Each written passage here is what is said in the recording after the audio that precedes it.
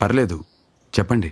వరుణ్, ఆఫీస్కి లేట్ అవుతుంది కదా, నువ్వు వెళ్ళు, ఐ హ్యాండిల్ ఇట్. యా, చిన్న పనుంది, నేను మళ్ళీ కలుస్తానండి. మాట పడకుండా మర్యాదగా బ్రతికేవాళ్ళం.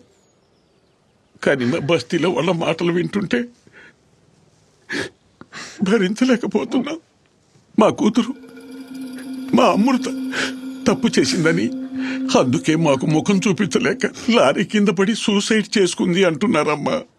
మా మనవరాల్ని పిల్లలతో కలవనివ్వట్లేదు. చిన్న పాప, తట్టుకోలేకపోతున్నామమ్మా. ప్లీజ్ మీరు బాధపడకండి. నేను వరుణ్ వచ్చి జరిగిందంతా చెప్తాం. కావాలంటే మీడియా కూడా చెప్తాం.